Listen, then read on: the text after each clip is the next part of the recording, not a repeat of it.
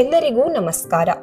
ನಮ್ಮ ಸುತ್ತಮುತ್ತಲಲ್ಲೇ ಇರುವ ಜೀವವೈವಿಧ್ಯತೆ ಬಗ್ಗೆ ತಿಳಿಸುವ ಮಿಲೇನಿಯಂ ಸರಣಿಯ 5ನೇ ಪುಸ್ತಕ ನೆರೆಹೊರೆಯ ಗೆಳೆಯರು.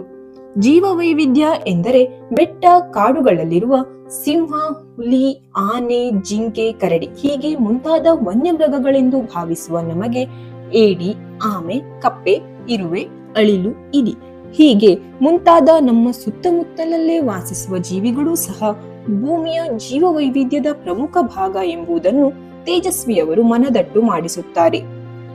ನೀವೇನಾದರೂ ಕರ್ನಾಟಕದ ಮಲೆನಾಡಿನ ಭಾಗದವರಾಗಿದ್ದರೆ ಇಂತಹ ಇನ್ನೂ ಅನೇಕ ಜೀವಿಗಳು ಅಲ್ಲಿನ ಮನುಷ್ಯರೊಂದಿಗೆ ಹೇಗೆ ಬದುಕುತ್ತವೆ ಎಂಬ ಅರಿವಿರುತ್ತದೆ.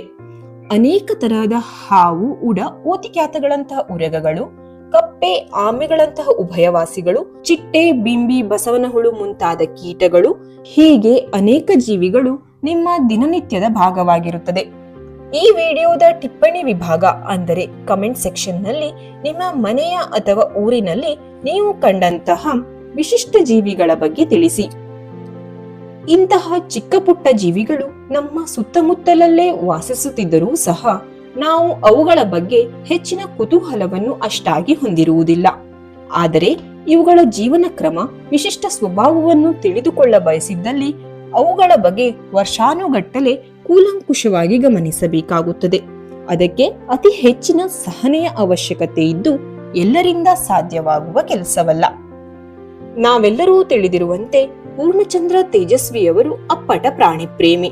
ಜೀವಿಗಳ ಸೂಕ್ಷ್ಮ ವಿಚಾರಗಳನ್ನು ಗಮನಿಸಿದ ಅವರಿಗೆ ಈ ಜೀವಿಗಳಲ್ಲಿ ಕಂಡ ವೈಶಿಷ್ಟ್ಯವೇ ನೆರೆಹೊರೆಯ ಗೆಳೆಯರು ಪುಸ್ತಕ ರಚನೆಗೆ ಸ್ಫೂರ್ತಿ ಅನ್ನಿಸುತ್ತದೆ.